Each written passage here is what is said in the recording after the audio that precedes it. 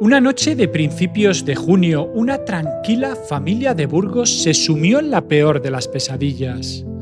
3 de sus miembros fueron hallados brutalmente asesinados en su propia casa, con más de 100 puñaladas marcando una escena de horror que nadie podría olvidar. No había señales de robo ni de intrusos evidentes. De hecho, era como si el asesino nunca hubiera estado allí. ¿Quién podría haber matado con tanta ferocidad y desaparecer sin dejar rastro? Las respuestas parecían enterradas bajo el silencio de la madrugada y la sangre derramada en las paredes. Lo que sucedió aquella noche de junio de 2004 desafió a la policía y estremeció a toda España. Un caso real con tintes de misterio, una familia entera atacada en su vivienda, un asesino despiadado suelto y ninguna prueba concluyente. En este relato exploraremos cada detalle de este triple crimen, reconstruyendo los hechos y las pistas, pero sin adelantar sorpresas. Prepárate para adentrarte en una de las historias más intrigantes y aterradoras del True Crime en España. Bienvenidos una noche más a Así Matan, el canal de True Crime donde narramos casos con rigor y respeto. El triple crimen de la familia Barrio ocurrió en la ciudad de Burgos, en Castilla y León, en junio de 2004. Las víctimas fueron Salvador Barrio Espinosa, de 53 años, su esposa Julia Dos Ramos Santamarina, de 47, y el hijo menor de ambos, Álvaro Barrio Dos Ramos, de solo 12 años. Fueron encontrados sin vida en su apartamento, cada uno en habitaciones distintas, pero todos asesinados de forma similar y estremecedora. Desde el primer momento quedó claro que no se trataba de un crimen común. Los cuerpos sumaban 125 heridas de arma blanca, un auténtico ensañamiento, y sin embargo no aparecieron huellas dactilares ajenas, ni el arma homicida, ni testigos que hubieran visto nada. Antes de sumergirnos en los detalles, cabe señalar la dimensión mediática de este caso. En 2004, la noticia sacudió tanto a la comunidad local como a todo el país. Fue portada en periódicos regionales y tema central en informativos nacionales, generando miedo e indignación. Con el tiempo, este caso se ha convertido en uno de los expedientes criminales más famosos de España, protagonista de programas de televisión, libros y reportajes de investigación. Pero más allá del eco mediático está la tragedia humana. Una familia trabajadora y respetada aniquilada en su hogar y un hijo sobreviviente que cargó con la pérdida y con sospechas durante años. A continuación, recorreremos cronológicamente los hechos. Comenzaremos por describir el entorno en que vivían los Barrio y cómo era su vida cotidiana, para luego adentrarnos en la noche fatídica del crimen, la investigación policial con todas las teorías y giros que tuvo y las consecuencias que se arrastraron hasta el día de hoy. Mantendremos la intriga paso a paso tal como merece este caso, hasta llegar a un cierre que os advertimos os dejará reflexionando. Y antes de comenzar, no olvides darle al botón de suscribirte, like si te gusta el contenido que hacemos y activa las notificaciones para no perderte ninguno de nuestros casos. Y ahora sí, comencemos.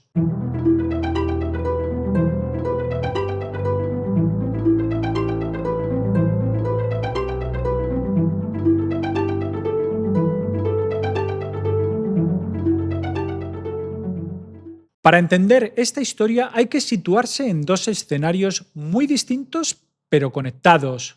Por un lado, la ciudad de Burgos, capital de provincia con alrededor de 170.000 habitantes. Por otro, la parte de Bureba, un pequeño pueblo rural de apenas 80 vecinos donde la familia Barrio tenía profundas raíces. Burgos, conocida por su imponente catedral gótica y su atmósfera tranquila, no está acostumbrada a crímenes violentos, menos aún a algo tan atroz como un triple homicidio. La vivienda de los Barrios se ubicaba en el número 14 de la calle Jesús María Ordoño, un bloque de apartamentos en un barrio residencial de la ciudad. Era un quinto piso, sin signos evidentes de inseguridad, puerta con cerradura normal, vecinos en las otras plantas y una rutina diaria típica de cualquier familia trabajadora. La noche del 6 al 7 de junio de 2004 transcurría sin nada aparente fuera de lo común en ese edificio. Nadie reportó ruidos estridentes ni peleas. Por eso resultó tan escalofriante lo que se descubriría después tras esas paredes. Por contraste, la parte de Bureba es un pueblo pequeño perteneciente al municipio de Oña, a unos 60 kilómetros de la capital burgalesa. Allí, entre campos de cultivo y un puñado de calles, todos se conocen. Salvador Barrio había nacido o al menos crecido en la parte de Bureba y con el tiempo llegó a ser el alcalde pedáneo del lugar. Eso significa que era el representante local, encargado de los asuntos del pueblo, una figura respetada pero que también puede despertar envidias. Salvador y su familia solían pasar los fines de semana en la parte de Bureba. Allí tenían tierras de labor y vivienda familiar, mientras que entre semana residían en Burgos capital. Esa doble vida urbano-rural era como en familias dedicadas al campo. El pueblo representaba sus orígenes y su trabajo agrícola, y la ciudad ofrecía comodidades, colegios para los niños y otras oportunidades. El entorno de la parte de Bureba resultaba clave en esta historia, porque allí, bajo la aparente tranquilidad rural, bullían rencillas y resentimientos.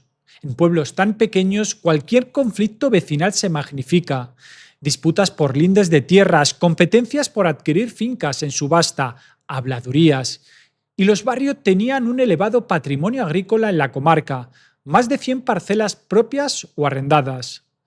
Su éxito económico, sumado al papel de Salvador como pedáneo, no pasaba inadvertido. Estaba en la diana de envidias y odios en el pueblo, dirían después los investigadores. Pero nada hacía presagiar que esos resentimientos pudieran traducirse en violencia, y menos en la tragedia que ocurrió. La casa de Burgos, escenario del crimen, era un piso modesto pero cómodo para la familia de 4.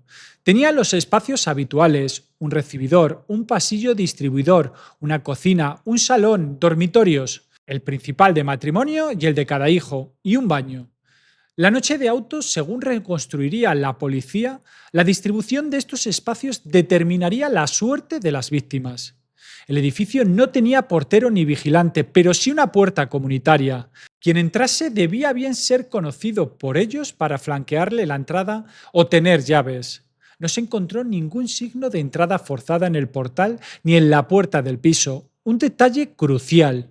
Es decir, el asesino entró por la puerta como cualquiera, sin romper nada, lo que apuntaba a alguien con llave o a alguien que se le abrió voluntariamente. Aquel fin de semana la familia Barrio estaba en Burgos. Salvador tenía un importante plan para el lunes 7 de junio. Debía ir a recoger una cosechadora nueva que había comprado para sus tierras. Era temporada de girasol, la cosecha iba a arrancar en días y esta máquina representaba una inversión grande. Costaba alrededor de 138.000 euros que planeaba pagar al contado. Este dato luego sería relevante en la hipótesis sobre el móvil del crimen. Mientras tanto, el hijo mayor, Rodrigo, de 16 años, no estaba en casa. Estudiaba interno en un colegio de Aranda de Duero, el colegio de los hermanos gabrielistas, y aquel domingo noche debía estar en el internado.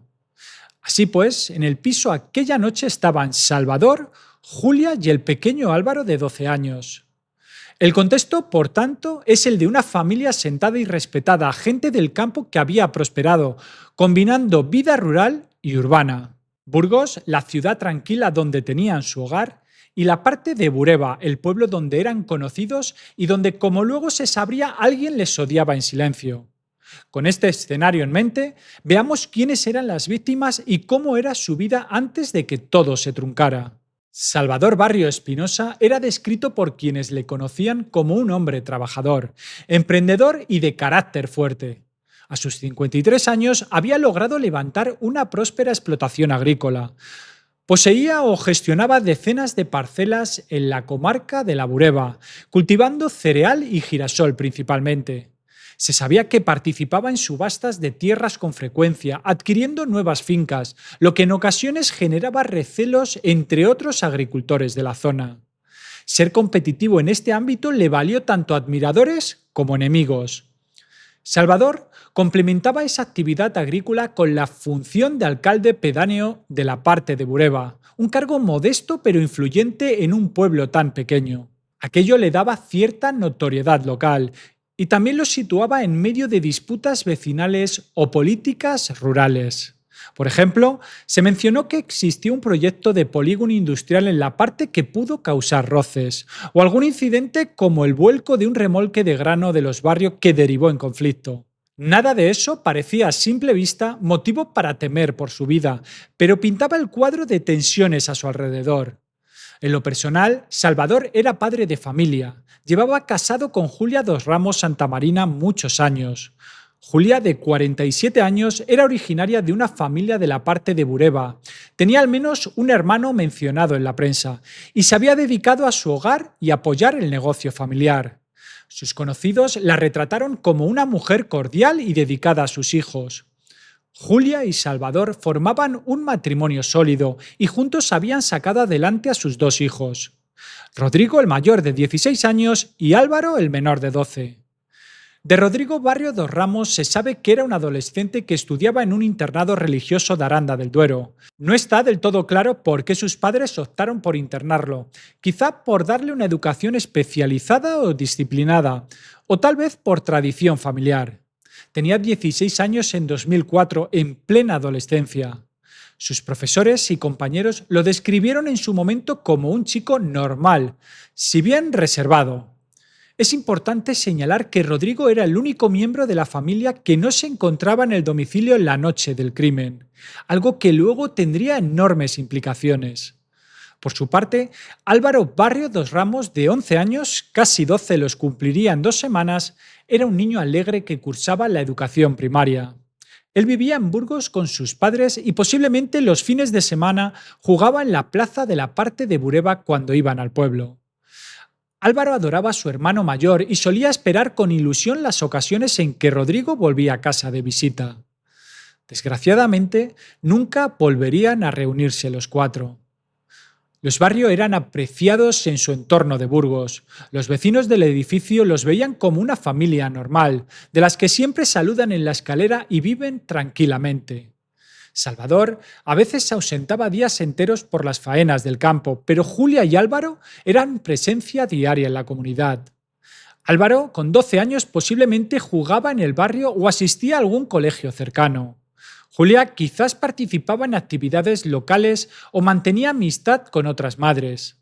Nada parecía fuera de lugar en sus vidas en la víspera de la tragedia. Uno de los últimos datos conocidos de la rutina familiar es que el lunes 7 de junio de 2004 por la mañana, Salvador tenía programada la recogida de la cosechadora nueva en un concesionario de maquinaria agrícola, en Burgos. Seguramente planeaba madrugar y conducir hasta Oña o La Bureba con la máquina, para iniciar cuanto antes la campaña de siega.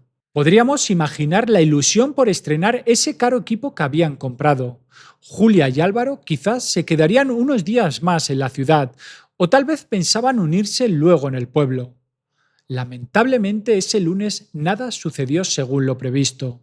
Madrugada del 7 de junio de 2004. Mientras la ciudad de Burgos dormía, en el piso quinto A de la calle Jesús María Ordoño número 14, se desataba la violencia. Según la reconstrucción policial, alguien entró en la vivienda de la familia Barrio durante la madrugada. No hubo testigos que vieran al intruso acceder, ni ruido de cristales rotos o cerraduras forzadas. Todo indica que el asesino entró con llave, ya fuera porque la tenía o porque una de las víctimas, medio dormida, le abrió la puerta sin sospechar el peligro. En el interior, la familia descansaba.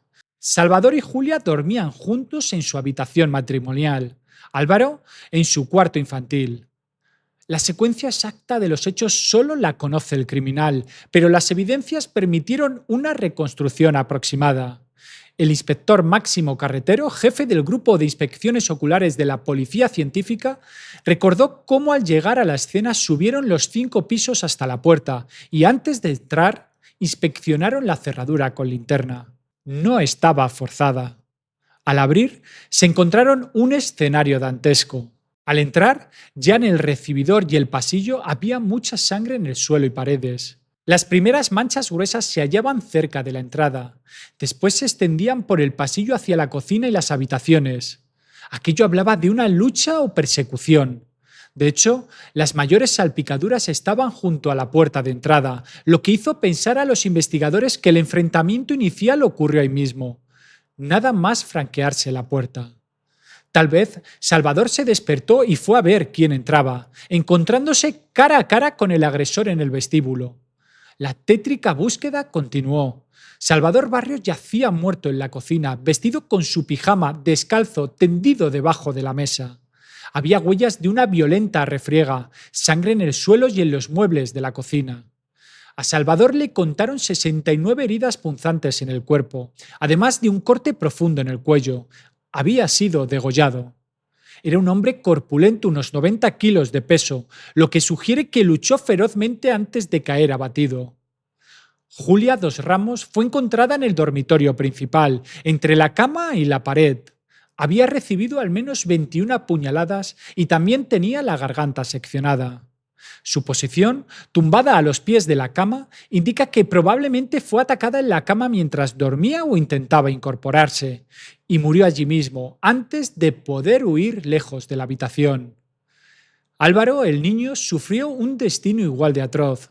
Su pequeño cuerpo fue hallado al final del pasillo, cerca de la puerta de su dormitorio y no lejos del baño. Los indicios muestran que Álvaro despertó al oír el caos, salió de su habitación asustado y se topó con el asesino en el pasillo. Se ve que el niño trató de escapar o esconderse. La puerta de su cuarto tenía la marca de una patada violenta. El criminal la derribó de una patada cuando Álvaro posiblemente intentó atrancarse dentro. No tuvo oportunidad. Fue alcanzado en el pasillo y cosido a puñaladas. Un total de 39 heridas en su cuerpo infantil. Cayó muy cerca de la puerta de la habitación de sus padres, como si hubiera intentado correr hacia ellos en busca de protección. Su cuello también presentaba un corte letal. En suma, la escena era escalofriante. 3 cuerpos, cada uno en un lugar de la casa, todos brutalmente apuñalados y ensangrentados. La casa estaba revuelta por la lucha, con rastros de sangre únicamente dentro del piso, no en la escalera ni exterior. Este detalle impresionó a los agentes. Lo lógico sería que el asesino saliera manchado de pies a cabeza, pero no se halló sangre fuera de la vivienda, ni testigos vieron a nadie cubierto de sangre en la calle. Aquello sugería algo inquietante. El asesino se cambió de ropa antes de salir, dejando la ropa ensangrentada en algún lugar, que nunca se encontró. También debió limpiarse al menos superficialmente y salió con calma, posiblemente con ropa limpia traída a exprofeso. Era alguien que había planeado hasta ese detalle. Otro elemento llamativo: la policía encontró muchas huellas dactilares, pero resultaron ser todas de la propia familia. El intruso usó guantes durante el crimen. De hecho, en las sábanas de la cama matrimonial hallaron un polvillo o gránulos que parecían provenir de guantes de trabajo, tipo jardinero. Esto encajaba con la profesionalidad fría del asesino. No dejó huellas digitales. Lo único que sí dejó el perpetrador fueron huellas de pisadas ensangrentadas. En varios puntos del suelo, pasillo, cocina, había marcas de zapatillas deportivas impregnadas en sangre. Todas correspondían al mismo patrón de suela, así que eran del mismo calzado. Particularmente se veía una pisada estampada en la puerta del dormitorio infantil, donde dio la patada para tirarla. Aquellas huellas de suela serían una de las piezas claves de la investigación. Por el tamaño de las pisadas, la policía calculó que eran de un pie grande, alrededor del número 43 europeo, equivalente a unos 28 centímetros de largo de zapatilla. En ese momento inicial, sin embargo, aún no sabían de qué marca o modelo. Resumiendo la escena que encontró la policía en la madrugada del 8 de junio de 2004, apenas horas después de los hechos: un auténtico baño de sangre. 3 personas asesinadas cruelmente, 125 puñaladas en total, ninguna señal de entrada forzada, ni huellas del asesino a partes de sus pisadas. El forense más tarde concluiría que todas las heridas fueron hechas con el mismo cuchillo. Un cuchillo de doble filo de unos 2,5 centímetros de ancho de hoja. También dedujeron que el ataque había sido sorpresivo y relámpago. Salvador y Julia probablemente fueron atacados en la cama, pillados dormidos. Él logró levantarse y pelear por el pasillo, acabando en la cocina. Ella murió en el dormitorio. El pequeño Álvaro se despertó por el ruido y trató de huir o esconderse, pero fue alcanzado en segundos. Todo pudo ocurrir en pocos minutos de furia. Ahora bien, ¿cómo se llegó a descubrir esta masacre? Aquí entra la figura de Domitila Barrio, la tía de Salvador. Resulta que la mañana del lunes 7 de junio Domitila esperaba a su sobrino Salvador en la parte de Bureba. Tenían previsto reunirse ese día, quizás por temas de la cosechadora o asuntos familiares. Salvador no apareció a la hora convenida. Domitila empezó a preocuparse, no era propio de él ausentarse sin aviso. Trató de llamarlo por teléfono varias veces. El móvil sonaba, pero nadie contestaba. Pensando en un posible accidente de coche, caminó al pueblo. Domitila incluso llamó a hospitales de la zona y contactó con otro sobrino médico para ver si había ingresos por accidente. Nada. Esa misma tarde del 7 de junio, Domitila y otros familiares decidieron ir a buscar a Salvador. Primero fueron al domicilio de la familia en la parte de Bureba, suponiendo que quizá hubiera llegado sin avisar. Pero la casa del pueblo estaba vacía, ni rastro de Salvador, Julia o Álvaro. Esto aumentó la angustia. Finalmente, ya entrada la noche, cercanas la 1 de la madrugada del día 8, Domitila, su esposo José y un sobrino llamado Ángel Carlos se desplazaron hasta Burgos capital, hasta el piso de la calle Jesús María Ordoño. Llegaron aproximadamente a la 1:45 de la madrugada del 8 de junio. Tocaron el timbre insistentemente y nadie abrió. Entonces telefonearon de nuevo al móvil de Salvador desde el mismo rellano y escucharon el tono de llamada sonando dentro del piso. Eso confirmaba que Salvador y presumiblemente toda la familia debía estar allí dentro. ¿Pero por qué no respondían? Alarmados buscaron la manera de entrar. Parece que la puerta principal estaba cerrada pero no con llave pasada. Recordemos, no estaba forzada. José, el marido de Domitila, fue quien logró acceder a la casa. No queda claro si forzando ligeramente la puerta o quizás porque alguna puerta de servicio estaba sin llave. Al entrar, se topó con la horrorosa escena. Manchas de sangre por el hall y la cocina, y lo más espeluznante, asomando por debajo de la mesa de la cocina se veían las piernas inmóviles de Salvador. José salió sobresaltado avisando a los demás. A las 1:55, el joven Ángel Carlos, sobrino de Domitila, llamó a la Policía Nacional. En la calle Jesús María Ordoño 14, quinto A, hay mucha sangre y no sabemos qué ha pasado.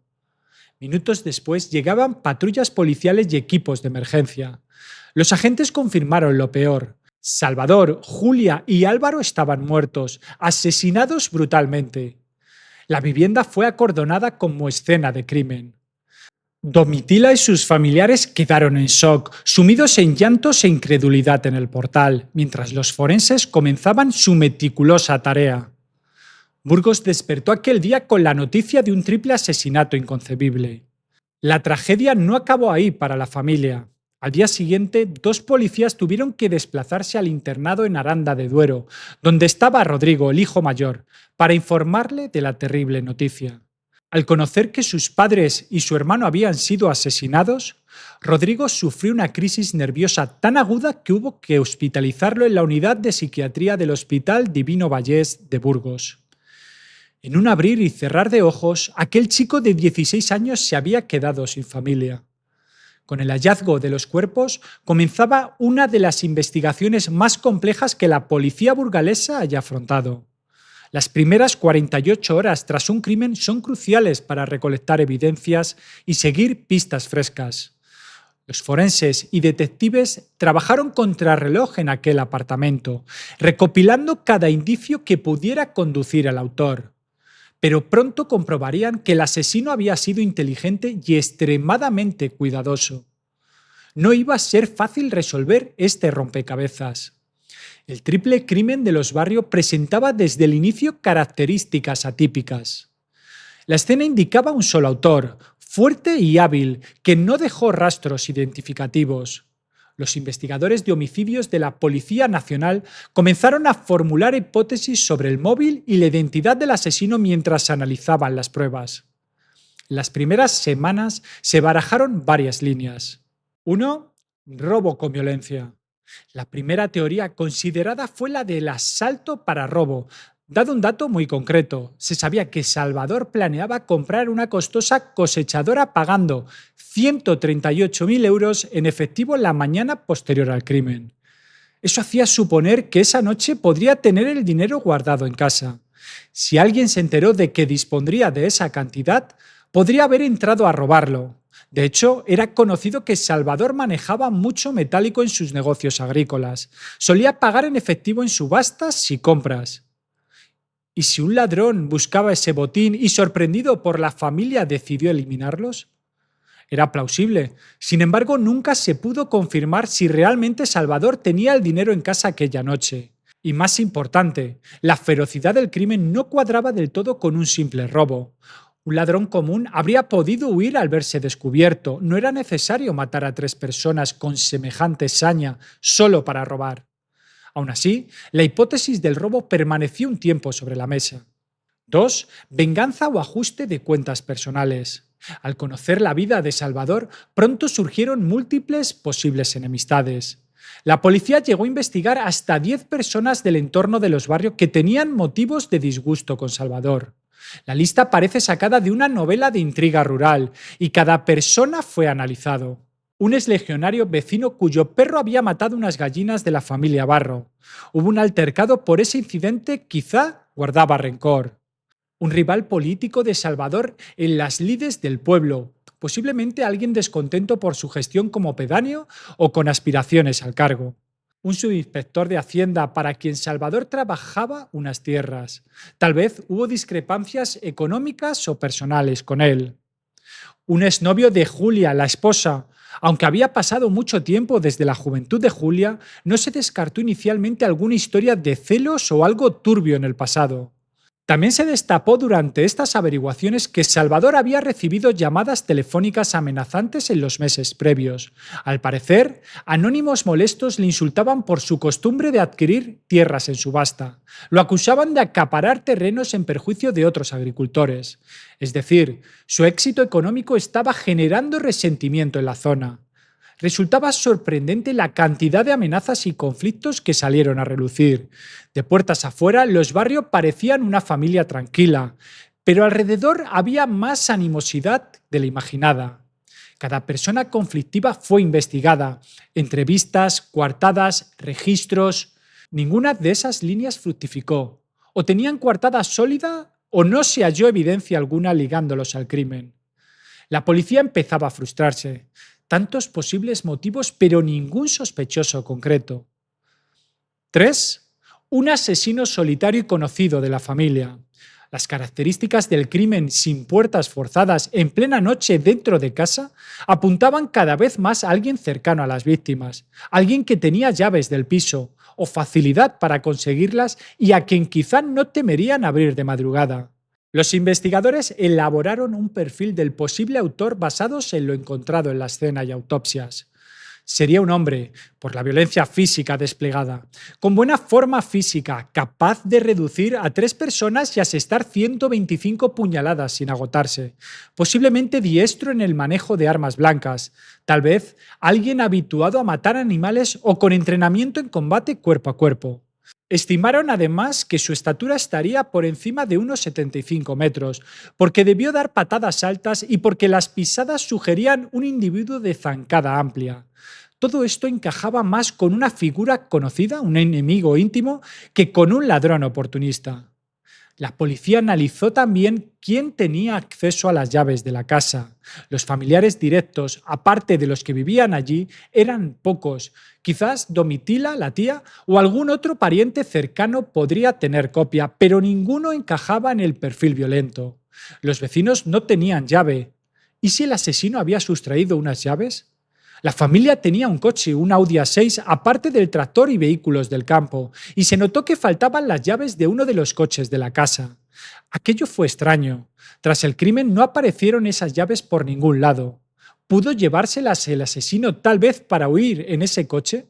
Sin embargo, el coche seguía estacionado donde siempre. Otra posibilidad era que esa desaparición de llaves apuntara a alguien que las tomó antes con premeditación. Este detalle quedó pendiente de aclarar. 4. Un miembro de la propia familia. Cuando ocurre un crimen múltiple en un entorno familiar, lamentablemente siempre se contempla la posibilidad de que un familiar cercano esté implicado. En un principio, esto parecía impensable aquí. La única familia sobreviviente era Rodrigo, un chico de 16 años que ni siquiera estaba en la ciudad la noche del crimen. Pero a falta de otras pistas sólidas, la policía empezó a considerar la hipótesis de que Rodrigo Barrio, el hijo mayor, hubiera sido el asesino. Era una idea extrema que requería responder a muchas incógnitas. ¿Cómo podría un adolescente cometer tal masacre él solo? ¿Y por qué motivo querría matar a sus padres y hermano? Pese a lo descabellado que sonaba, Rodrigo se convirtió en el primer sospechoso formal de la investigación, y había algunos indicios iniciales que se usaron para apuntar hacia él, aunque luego se demostrarían débiles o circunstanciales. Para empezar, Rodrigo era el heredero universal de sus padres. Con la muerte de ellos, él recibiría las propiedades, tierras y bienes familiares. Un móvil económico clásico, la herencia, que no se puede obviar. Sin embargo, Rodrigo era menor de edad. Cualquier herencia habría quedado bajo tutela hasta su mayoría de edad, lo que complica la teoría de un plan premeditado por dinero a esa edad. Se encontró en poder de Rodrigo un colgante de oro que pertenecía a su madre Julia. No está claro si él ya lo tenía antes o si apareció entre sus cosas tras el crimen. Los investigadores sugirieron que podría habérselo llevado de la escena como recuerdo o por error. Estaban las mencionadas llaves desaparecidas del coche. Una hipótesis policial fue que Rodrigo, para cometer el crimen, podría haber escapado del internado en Aranda de Duero, robado el coche de algún empleado o profesor para desplazarse hasta Burgos, o alternativamente tomar un bus o un tren nocturno y luego usar el coche familiar Audi para moverse o simular algo, y regresar antes del amanecer al internado sin ser visto. Suena rebuscado, pero se llegó a plantear que pudo robar el coche de un profesor para ese viaje mortal. Se mencionaron también unos macabros dibujos encontrados en el dormitorio o las pertenencias de Rodrigo. Tal vez dibujos violentos o de fantasías oscuras que alarmaron a los agentes. No se ha publicado detalle de esos dibujos, pero su existencia se usó como argumento para evaluar el estado psicológico del chico. Por último, un detalle frío. Si el asesino actuó solo, la ausencia de Rodrigo en la casa lo ubicaba lejos de peligro. Cabía preguntarse si fue deliberado, es decir, se ausentó adrede para procurarse coartada mientras alguien o él mismo ejecutaba el plan. También Rodrigo, como hijo mayor, conocía perfectamente la casa, las costumbres familiares y tal vez dónde guardaban dinero o llaves. Con estos indicios, la policía mantenía sus sospechas sobre el joven. Sin embargo, había enormes lagunas en la teoría. No se explicó convincentemente cómo podría Rodrigo haberse ausentado del colegio cerrado por la noche sin que nadie lo notase, desplazarse 90 kilómetros, matar a su familia con esa violencia, limpiarse, regresar antes del amanecer otros 90 kilómetros y todo sin carné de conducir. Tenía 16 años. Además, ¿con qué objeto y entrenamiento manejaría un cuchillo militar con tal eficacia? Era mucho suponer. Aún así, tras 3 años de pesquisas infructuosas en otras direcciones, la policía decidió dar un paso drástico: imputar formalmente a Rodrigo. En junio de 2007, Rodrigo Barrio, ya con 19 años, fue detenido e internado a disposición de la Fiscalía de Menores, acusado del triple asesinato de sus padres y hermano. Este movimiento fue muy polémico y mediático. Para entonces, Rodrigo intentaba rehacer su vida. Estaba estudiando en la universidad y seguía bajo la tutela de su tía Domitila. Su detención causó revuelo en Burgos. Muchos la veían como la desesperación de una investigación estancada que buscaba un culpable a toda costa. Tras la detención, se le practicaron a Rodrigo pruebas forenses y psicológicas exhaustivas, pero no apareció ninguna prueba sólida contra él, ni ADN, ni huellas, nada que lo situara en la escena del crimen. Solo aquellas sospechas iniciales que, al escrutinio jurídico, se desmoronaron. 4 días después, Rodrigo fue puesto en libertad por orden de la Fiscalía de Menores, al considerarse que no había base suficiente para acusarlo. La jueza de menores Blanca Subiñas, en marzo de 2010, sobreseyó definitivamente la causa contra Rodrigo y en su auto lanzó un severo reproche a la policía. Calificó los indicios presentados como meros indicios, simples conjeturas, hipótesis, elucubraciones o sospechas, totalmente insuficientes para culpar al joven. En otras palabras, la investigación contra Rodrigo fue un fracaso y se consideró que se le había señalado sin fundamento sólido. Rodrigo quedó exonerado legalmente, aunque la sombra de la sospecha le acompañó mucho tiempo en la opinión pública hasta que se esclarecieron más hechos. La detención y posterior liberación de Rodrigo dejó a la investigación prácticamente de nuevo al punto de partida. Hacia 2010 habían pasado 6 años del crimen y aún no había ningún culpable identificado. El caso amenazaba con enfriarse. No obstante, hubo un suceso paralelo ocurrido poco después del crimen en 2004 que empezaría a apuntar hacia otro camino sin que en ese momento se vislumbrara toda su importancia. El episodio de las pintadas ofensivas en la tumba de Salvador Barrio. El triple asesinato conmocionó a la provincia de Burgos y, como es natural, el funeral de la familia Barrio fue un evento emotivo y multitudinario. Vecinos de Burgos y de la parte de la Bureba, amigos y familiares, todos acudieron a despedir a Salvador, Julia y Álvaro. Fueron enterrados en el cementerio de la parte de Bureba, el pueblo al que tanto apego tenían. Sin embargo, apenas un día después del entierro de Salvador, ocurrió algo insólito y macabro. Aparecieron pintadas insultantes en el panteón familiar. En la puerta del nicho donde reposaba Salvador y posiblemente Julia y Álvaro, alguien garabateó con ceras de color rojo frases como hijo de puta, cabrón, puta, cerdo. Eran insultos dirigidos claramente a la familia, una profanación en toda regla. También se hallaron esas pintadas en el suelo frente al panteón, incluso en el tronco de un árbol cercano. Aquello indignó y aterrorizó a partes iguales a la comunidad. Significaba que el odio contra los barrios seguía presente incluso después de muertos e implicaba que tal vez el asesino o alguien relacionado andaba suelto por allí burlándose.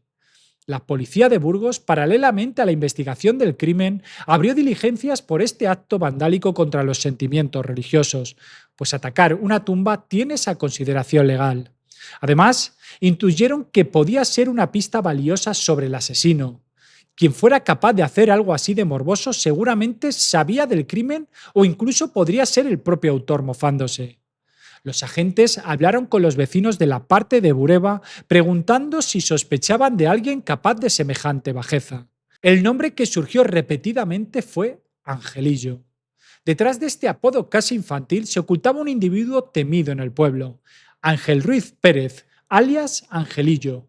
Varias personas señalaron que solo él podía haber hecho algo tan ruin, dado su historial y rencor hacia Salvador.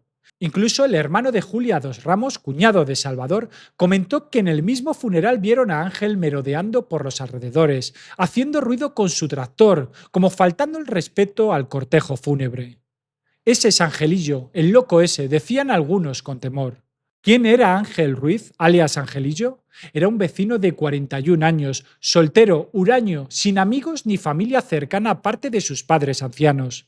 Tenía fama de problemático, violento y vengativo.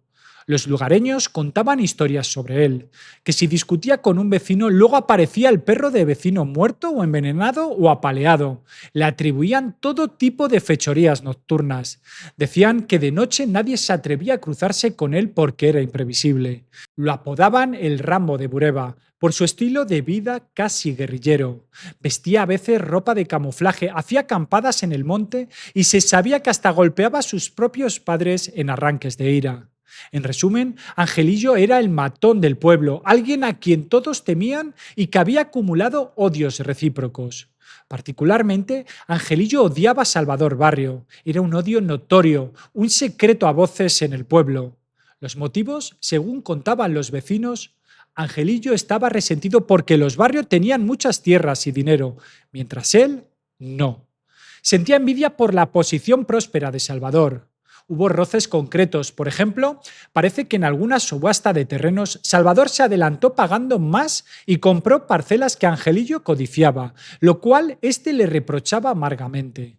También se decía que Angelillo acusaba a Salvador y Julia de blanquear dinero comprando terrenos y de no dejar que otros compraran, quedándose con todas las fincas y subvenciones del ayuntamiento. Una acusación absurda o exagerada, pero que revela el resentimiento profundo. Además, Angelillo tenía conflictos con más gentes. Se mencionó uno con una anciana vecina, Rosalía, que luego hablaremos de ella, y otros altercados menores. En definitiva, había razones para pensar que Angelillo tuviera un móvil de venganza contra la familia Barrio. Con este perfil en mente, la policía actuó rápido. Realizaron un análisis grafológico de las pintadas en la tumba comparando con escritura de varios vecinos. El resultado fue claro. La letra que más se parecía a la de las pintadas era la de Ángel Ruiz, Angelillo. Consiguieron también un registro judicial para registrar la casa de Ángel, que vivía con sus padres en la parte. En esa inspección hallaron ceras rojas como las usadas en las pintadas y recortes de periódico, concretamente páginas del norte de Castilla con la noticia del triple crimen destacada. Era bastante incriminatorio. Pintadas con su letra, en su casa las mismas ceras y obsesionado leyendo sobre el caso.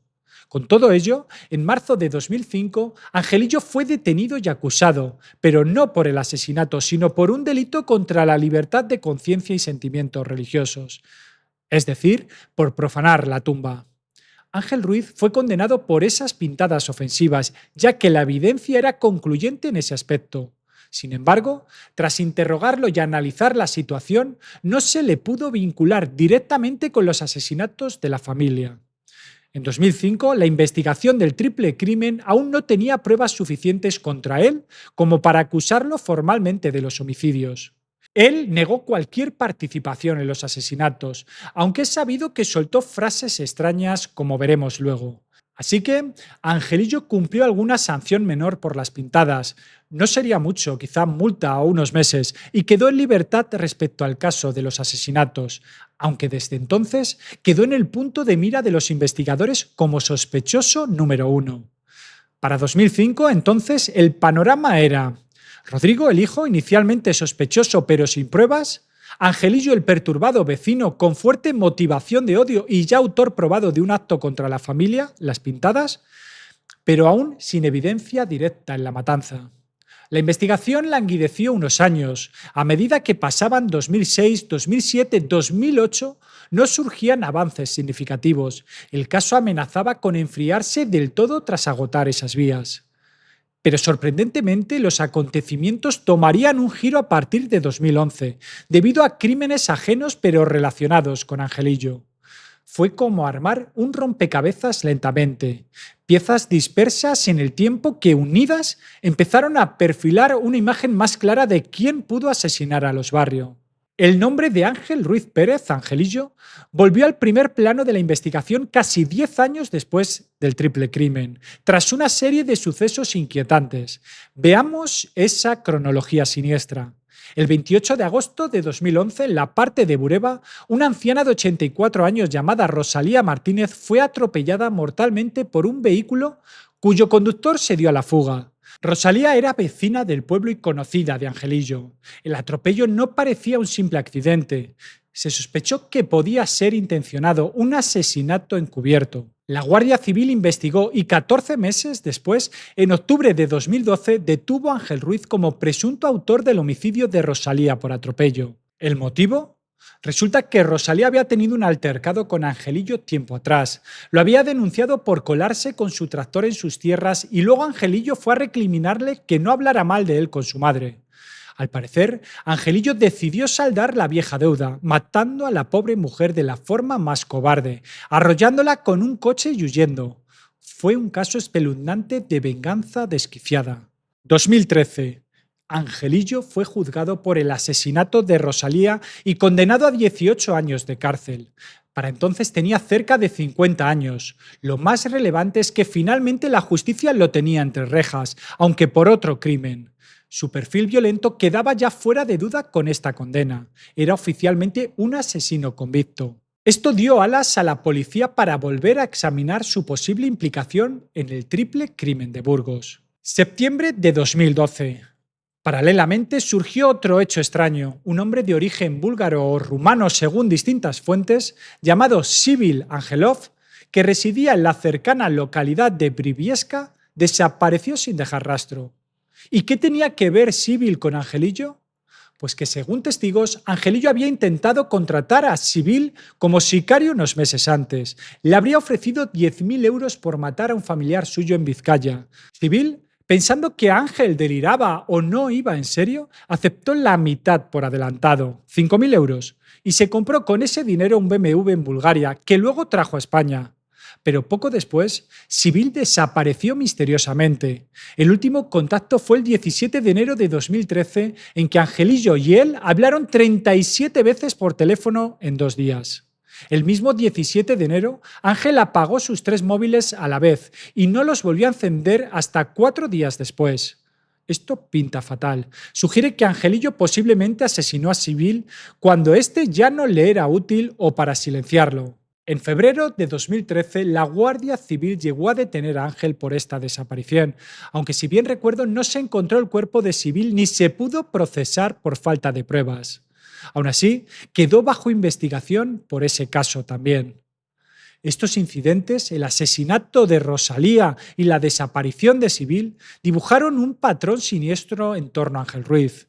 Era un hombre capaz de matar por rencillas mínimas. A Rosalía por nada decían, solo un altercado menor. Y de maquinar planes criminales, tratar de subcontratar un sicario. En otras palabras, Angelillo encajaba perfectamente en el perfil del asesino despiadado que buscaban en el caso de la familia Barrio. Tenía motivo, odio y venganza, tenía la corpulencia y frialdad necesarias y ahora se sabía que también tenía la experiencia de haber matado. Con Ángel ya cumpliendo condena desde 2013, la policía reactivó formalmente la investigación del triple crimen, enfocándola en él. En 2014, Ángel Ruiz fue declarado imputado oficial en la causa de la familia Barrio. Eso significaba que aunque no hubiera aún acusación formal, se le consideraba sospechoso y se podían practicar diligencias centradas en él. Desde entonces, durante varios años, los investigadores de la UDEF se volcaron en reunir evidencia contra Angelillo, sabiendo que era su mejor y última pista para resolver el caso. Se realizaron nuevos registros exhaustivos de sus propiedades. En 2013, tras su arresto por Sibyl, ya se había incautado en casa de Ángel una serie de objetos escalofriantes, una veintena de llaves de domicilios ajenos, unas zapatillas marca Dunlop talla 43 y varias hojas de cuchillos, una de las cuales resultó compatible con las heridas de los 3 asesinados. Bingo. Aquellas eran exactamente las zapatillas ensangrentadas talla 43 que se buscaban desde 2004 y un posible fragmento de arma homicida. Vamos por partes. Las zapatillas Dunlop. Recordemos que la policía había seguido el rastro de las huellas. Tras investigar durante meses, incluso pidieron ayuda internacional vía Interpol para identificar el dibujo de la suela. La respuesta vino de Dinamarca y Alemania. Era una zapatilla deportiva marca Dunlop, modelo Navy Flash, número 43. Un modelo poco común, al parecer discontinuado y que solo se vendía en mercadillos de la zona años atrás. Los agentes buscaron en todas las zapaterías de la provincia si alguien había comprado ese calzado, sin éxito. Que en casa de Ángel en 2013 apareciera un par de zapatillas Dunlop talla 43 y posteriormente en 2017 una caja vacía de zapatillas Dunlop 43 entre sus pertenencias, es una coincidencia difícil de ignorar. Ningún otro investigado de la época tenía zapatillas de esa marca. Ángel calza justamente un 43 y mide unos 76 de estatura, ajustándose a la horquilla estimada por la pisada en la puerta. Además, las huellas de pisadas en la escena correspondían todas al mismo individuo, y Ángel vivía solo, no se le conocían cómplices, reforzando la teoría de que él encaja en el perfil físico del asesino. Las llaves múltiples. Encontrar tantas llaves de viviendas ajenas en posesión de Ángel resultó sumamente sospechoso.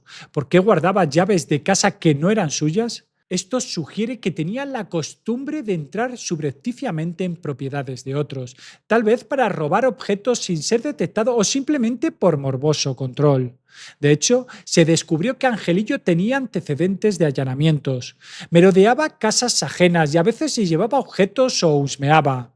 Entre esas llaves incautadas, una en particular llamó la atención: la llave del despacho de Salvador Barrio en el ayuntamiento de la parte de Bureba. ¿Y eso qué importa? Importa porque con esa llave Ángel pudo acceder a las pertenencias de Salvador en su oficina, donde quizás se encontraba copias de otras llaves, incluyendo potencialmente la del piso de Burgos. La acusación particular señaló precisamente que Ángel pudo haberse hecho con una copia de las llaves de la vivienda de Burgos a través del despacho de Salvador. Por otro lado, también desaparecieron las llaves del Audi familiar, como dijimos, y Angelillo resultó ser un coleccionista de llaves y objetos ajenos. En registros posteriores se halló que guardaba DNI ajenos, móviles, llaves de coches y otros trofeos similares. Esto encaja con la teoría de que, tras matar a los Barrio, pudo llevarse algunos efectos personales como recuerdo o para dificultar la investigación. De hecho, el DNI y el móvil de Julia dos Ramos jamás aparecieron desde entonces. Herramientas y cuchillos. En casa de Ángel se incautó en 2013 un cuchillo de doble filo cuyas dimensiones de hoja y punta eran compatibles con las heridas de las víctimas. No tenía ADN ni sangre después de tantos años y seguramente lo habrían limpiado bien. Además, en 2017 y 2021, al registrar otras propiedades de Ángel, un corral, almacenes y un garaje, encontraron múltiples hojas metálicas, cuchillos artesanales o modificados y herramientas para trabajar metal.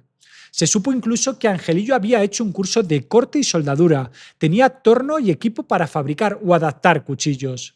En resumen, era un manitas de la metalurgia con obsesión por las armas blancas. Un verdadero cuchillero capaz de crear su propio arma homicida.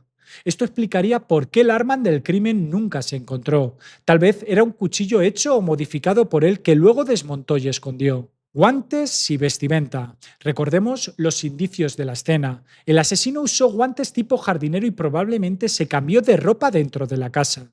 En los registros se hallaron en posesión de Ángel varios guantes de trabajo con el anagrama CE, un tipo común de guante industrial. Coincidía con la clase de guante cuya textura granulada apareció en las sábanas del dormitorio de los Barrio.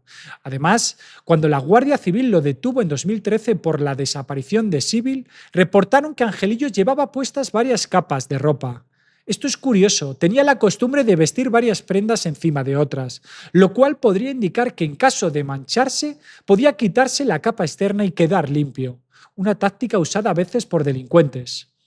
En el triple crimen, efectivamente se cree que el asesino se cambió dentro del piso antes de salir limpio. No es prueba definitiva, pero concuerda con las manías de Ángel. Con todas estas evidencias circunstanciales acumuladas, la policía construyó un caso indiciario muy fuerte contra Ángel Ruiz. En total enumeraron hasta 12 indicios principales que apuntaban hacia él, muchos de los cuales hemos descrito. Entre ellos cabe destacar también un comentario escalofriante que Ángel le hizo a un compañero de prisión, que luego se convirtió en testigo protegido. Cuando este preso le dijo que si era inocente no tenía de qué preocuparse, Angelillo le contestó nervioso: «Yo no he dicho que yo no haya sido». Una frase ambigua que sugiere que nunca negó rotundamente ser el asesino de los Barrio. Es como si jugara al despiste. Así las cosas, para 2017-2018 la policía estaba convencida de haber identificado al verdadero asesino de la familia Barrio, Ángel Angelillo Ruiz. Pero faltaba lo más importante, la prueba directa, la pistola humeante que permitiera acusarlo formalmente ante un juez y conseguir una condena por el triple crimen. Y esa prueba seguía faltando. No había ADN de Ángel en la escena, lo único de ADN eran las víctimas. No hubo testigos o cámaras de seguridad que lo situaran en Burgos aquella noche. Los indicios eran potentes pero circunstanciales. En España, la justicia requiere pruebas contundentes o una trama indiciaria completamente sólida para condenar a alguien, especialmente en ausencia de confesión. Durante esos años, los investigadores intervinieron las comunicaciones de Ángel en prisión, esperando quizá que confesara algo o diera alguna pista a familiares o amigos por teléfono. No consiguieron confesión, pero sí evidenciaron su obsesión y desprecio hacia los investigadores. En 2020, un funcionario de la cárcel descubrió que Angelillo había hecho nuevas pintadas en la pared de su celda, esta vez dirigidas contra dos personas concretas: el jefe policial del caso del triple crimen y el sargento de la Guardia Civil que lo había apresado por el asesinato de la vecina Rosalía. Es decir, incluso preso Angelillo garabateaba insultos o mensajes contra quienes lo investigaban. Esto demuestra rencor y cierto sentimiento de persecución de su parte, pero tampoco es una confesión. Con todo el cúmulo de evidencias indirectas, la instrucción del caso avanzó. En 2022, tras 18 años de secreto sumarial, la jueza instructora levantó el secreto y tuvo que decidir si llevaba a Ángel Ruiz a juicio oral o archivaba provisionalmente la causa. Los investigadores policiales presionaban para la primera opción, confiando en sus 12 indicios. La defensa obviamente argumentaba falta de pruebas directas. En esta sección profundizaremos ahora un poco más en la figura de Ángel Ruiz Angelillo, su historial violento y cómo su caída por otros crímenes reforzó las sospechas en el triple asesinato. ¿Quién era Ángel Ruiz Pérez? Ángel Ruiz Pérez nació en la parte de Bureba en 1963, por lo que tenía 41 años en 2004, al ocurrir el triple crimen. Su sobrenombre Angelillo contrasta irónicamente con su personalidad. Lejos de ser un ángel, era visto como un demonio por muchos vecinos. Desde joven mostró comportamientos agresivos. No formó familia propia ni se conocían parejas. Vivía con sus padres ancianos, a quienes maltrataba físicamente según informes médicos y testimonios vecinales. Era un solitario, sin amigos en el pueblo, dedicado a sus cosas. ¿A qué se dedicaba exactamente? Parece que tenía algunas tierras o trabajos esporádicos, pero no prosperó. Pasaba mucho tiempo ocioso, merodeando. Su apodo de Rambo de la Bureba se lo ganó porque a veces desaparecía en el monte durante días, como un survivalista. Sabía cazar, sabía rastrear. Esto le daba casi una imagen de perturbado peligroso que podía estar espiando tras unos matorrales. Varias personas declararon que le tenían auténtico miedo, hasta el punto de que por las noches evitaban salir si sabían que Ángel andaba rondando. La anécdota de si se peleaba con un vecino, le mataba el perro, ilustra su crueldad retaliatoria. En vez de enfrentarse directamente, dañaba lo que el otro amaba. Eso hizo que en el pueblo reinaran el silencio y la prudencia alrededor de él. Pocos se atrevían a denunciarlo o provocarlo. Hemos mencionado su odio específico hacia los Barrio motivado por envidias económicas. Conviene añadir que Salvador Barrio, como pedáneo, en más de una ocasión llamó la atención o recriminó a Ángel por su mal comportamiento. Por ejemplo, si Angelillo hacía alguna ilegalidad menor en el pueblo, destrozar algo o molestar con el tractor, Salvador seguramente intervenía. Esa relación tirante entre la autoridad local, Salvador, y el elemento antisocial, Angelillo, fue empeorando. Uno de los choques conocidos fue a raíz de un plan municipal para un polígono industrial. Salvador apoyaba traer inversiones al pueblo, mientras Ángel al parecer se oponía visceralmente, quizá por temor a perder tierras o por simple contrariedad. También el incidente del remolque de grano, al parecer un remolque cargado de cereal de los barrios, volcó en terrenos de Ángel, o viceversa, generando disputa. Son pequeñas cosas que para una mente rencorosa como la de Ángel podían ser ofensas imperdonables. Luego está la historia con Rosalía Martínez, la anciana. Ella era otra vecina que chocó con Ángel. Cuando Rosalía lo denunció por allanarle su finca con el tractor, Ángel se lo tomó muy mal. Años después, la embistió con un coche y la mató. En el juicio de ese caso quedó claro que Ángel la asesinó por venganza, sin más, demostrando que podía quitar la vida por nada o por agravios insignificantes. Esta acción demencial demostró de lo que era capaz. No podemos dejar de destacar la frialdad de Ángel tras ese crimen. Atropelló a la mujer y no dejó pistas. Solo la perseverancia de la Guardia Civil logró atar cabos y vincularlo al suceso un año después. Esto indica que era calculador para ocultar pruebas. Algo similar cabe suponer del triple crimen. Planificó no dejar huellas usando guantes, llaves para entrar sin forzar, ropa de recambio. Un auténtico asesino metódico. La desaparición de Sibyl Angelov añade otra capa siniestra. Ofrecer dinero para matar a un familiar en Vizcaya suena a ajuste de cuentas o quién sabe qué historia turbia tenía Ángel en otro lado. Que Sibyl cobrara y no hiciera el trabajo y luego desapareciera sugiere que Ángel lo eliminó por considerarlo un cabo suelto o un estafador. Cuando detuvieron a Ángel en enero de 2013 por este asunto, realizaron los registros que sacaron a la luz gran parte de las evidencias antes mencionadas. Las llaves, las zapatillas, cuchillos. Es decir, la desaparición de Sybil fue indirectamente beneficiosa para la investigación del triple crimen, porque permitió recolectar pruebas contra Ángel que de otro modo quizá hubieran permanecido ocultas más tiempo. Durante los interrogatorios y años de prisión, Ángel Ruiz nunca confesó haber matado a la familia Barrio. Siempre lo negó oficialmente, pero como vimos, soltó frases ambiguas e hizo gestos, como las pintadas en la celda contra policías, que casi equivalen a una provocación. Era como si disfrutara viendo a la policía esforzarse en probar lo que él sabía que había hecho. En cierto momento un policía le dijo: Ángel, ¿por qué lo hiciste? Buscando quizá remover su conciencia, a lo que él respondió con desdén algo del estilo: ¿y qué me dice con ello? Esquivando la cuestión. Esa actitud altanera y desafiante complicó aún más cualquier posibilidad de acuerdo o confesión. En resumen, Angelillo, se convirtió con el paso de los años en el único sospechoso viable del triple crimen de Burgos. Su vínculo con la familia era claro: vecino del pueblo, enemigo declarado de Salvador, y por extensión de Julia, a quien insultaba igualmente y sin remordimiento por el niño. Cumple condena a día de hoy, pero por otro asesinato, el de Rosalía Martínez, la vecina anciana. Irónicamente, está en la cárcel y, sin embargo, legalmente no ha pagado ni un día por la muerte de los Barrio, porque no se ha logrado probar su implicación ante un tribunal. Con todo este historial, pasemos ahora a ver cómo evolucionó la fase final de la investigación y la situación judicial del caso hasta la actualidad. A medida que la policía reunía indicios contra Ángel Ruiz, la cuenta atrás legal avanzaba. En España, los delitos graves como el asesinato tienen un plazo de prescripción, que para un triple asesinato ocurrido en 2024 es de 20 años, salvo que se formalice una imputación antes. Por fortuna, al imputar a Ángel en 2014, se interrumpió la prescripción para él. Eso extendía el margen hasta 20 años desde esa imputación, es decir, hasta 2034.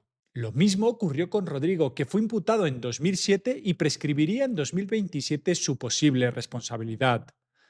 Pero si no se conseguía encausar a Ángel antes de 2034, el caso quedaría impune para siempre. Con la evidencia reunida hasta 2021, la policía entregó el sumario a la jueza. En julio de 2022, como mencionamos, la periodista Cruz Morcillo de ABC publicó que la policía se reafirmaba en la autoría de Ángel y que la jueza debía decidir entre abrir juicio oral o archivar. Se supo que la instrucción se había prolongado y realizado hasta cientos de diligencias en esos años. Rodrigo Barrio, el hijo superviviente, ejercía de acusación particular a través de su abogado, apoyando la línea de que Ángel Ruiz era el culpable. La jueza, tras revisar los 12 indicios y todo el expediente, tomó una decisión en septiembre de 2023. Ordenó el sobreseimiento provisional de la causa contra Ángel Ruiz por el triple crimen. En otras palabras, la archivó temporalmente al considerar que no había pruebas suficientemente sólidas para llevarlo a juicio en ese momento. Esta noticia cayó como un jarro de agua fría en la familia Barrio y en los investigadores policiales que habían puesto gran empeño. El argumento judicial fue que, si bien había numerosos indicios, faltaba una conexión definitiva que probara sin lugar a dudas la autoría. Un juicio sin pruebas directas podría terminar en la solución, lo cual sería definitivo e impediría cualquier otra acción. Sin embargo, Rodrigo Barrio no se dio por vencido. A través de su abogado presentó inmediatamente un recurso contra el archivo. La acusación particular argumentó que la acumulación de indicios era abrumadora y que merecía al menos ser valorada por un tribunal en juicio, quizá con jurado, donde la suma de todas las pruebas circunstanciales podrían convencer de la culpabilidad. También confiaban en que pudieran aparecer nuevos elementos. De hecho, parte del optimismo venía de un hallazgo en 2021 que abrió esperanzas: la inspección del coche Audi A6 de la familia. Este vehículo había estado inexplicablemente almacenado durante años en la comisaría provincial de Ourense. No está del todo claro por qué allí. Quizás tras la muerte de los Barrio, el coche quedó en un depósito judicial y acabó trasladado a Orense por algún procedimiento. Pero lo cierto es que en 2021, 17 años después, se decidió revisarlo a fondo con tecnología moderna. Encontraron restos de sangre de Salvador y Julia en el maletero y, lo más intrigante, un pelo humano. Ese pelo fue analizado esperando obtener ADN de un tercero. Imaginemos la tensión. Si ese pelo resultaba ser de Ángel Ruiz, sería una prueba casi definitiva de que estuvo en el coche o interactuó con las víctimas. Por desgracia, no trascendió públicamente que se lograra una identificación positiva. Al parecer, el ADN del pelo no fue concluyente o no correspondía con Ángel. Quizá podría ser del propio Rodrigo u otro familiar o estaba degradado. Aún así, durante un momento se abrió una pequeña puerta de esperanza para la resolución del crimen con ese hallazgo. Otro esfuerzo fue en 2017. Se volvió a examinar la ropa y efectos incautados buscando restos biológicos con técnicas más nuevas, ADN mitocondrial, etc. No hubo un resultado claro divulgado. Todo indicaba que Angelillo fue demasiado cuidadoso o sencillamente la ciencia forense no podía ya recuperar evidencia útil tras tantos años. Así, con falta de pruebas directas, la jueza archivó. Pero nótese, es un sobreseimiento provisional. Eso significa que si surgiera nueva evidencia, el caso podría reabrirse contra Ángel antes de 2034. La acusación de Rodrigo Barrio, a septiembre de 2023, buscaba precisamente que una instancia superior revocase el archivo y ordenase seguir investigando. Al cumplirse 20 años del crimen, en junio de 2024, numerosos medios recordaron el caso. En especial se resaltó con frustración que el asesino del triple crimen de Burgos sigue libre 20 años después. Bueno, libre entre comillas, pues Ángel está en prisión, pero no por este caso. También señalaron que hoy prescribe el crimen, aunque, como aclaramos, eso aplica a desconocidos. Para Ángel la prescripción está extendida hasta 2034. No obstante, si por algún motivo Ángel quedara en libertad antes, podría obtener beneficios penitenciarios en el futuro y no se le juzga por los asesinatos, técnicamente sería un asesino múltiple impune caminando por la calle tras cumplir su pena por otro asunto. ¿Y qué hay de Rodrigo Barrio, el superviviente? Su vida, marcada por un trauma inimaginable, siguió adelante. Tras superar aquel colapso nervioso de 2004, tuvo que enfrentar además la acusación injusta sobre él. Con su nombre limpio desde 2010, parece que centró sus esfuerzos en buscar justicia para su familia. Al convertirse en adulto, heredó el patrimonio familiar, pero eso poco consuelo da. Rodrigo ha mantenido, según informes, la convicción de que Angelillo es el responsable. De hecho, fue él quien desde el primer momento lo señaló ante la policía como sospechoso principal. Ya en 2004, tras las pintadas, Rodrigo dijo: «Tiene que haber sido Angelillo», basándose en su enemistad notoria. Hoy Rodrigo ronda los 35 años de edad y sigue esperando que se haga justicia por sus padres y hermano. Por eso luchó contra el archivo del caso en 2023. Es posible que en estos años hayan surgido teorías alternativas entre la opinión pública, dado que oficialmente no hay condenado. Sin embargo, tras todo lo expuesto, la mayoría de investigadores y allegados convergen en que Ángel Ruiz, Angelillo, fue el perpetrador, actuando solo. No obstante, en ausencia de condena firme, algunos se preguntan: ¿pudiera haber tenido un cómplice? ¿Pudo Rodrigo estar involucrado de algún modo? La policía concluyó que no. Todas las pistas apuntan a un solo autor material. Rodrigo ni estaba presente ni hay indicio de confabulación. También se descartó cualquier conexión con otros crímenes o delincuentes externos. No fue la mafia ni un sicario desconocido.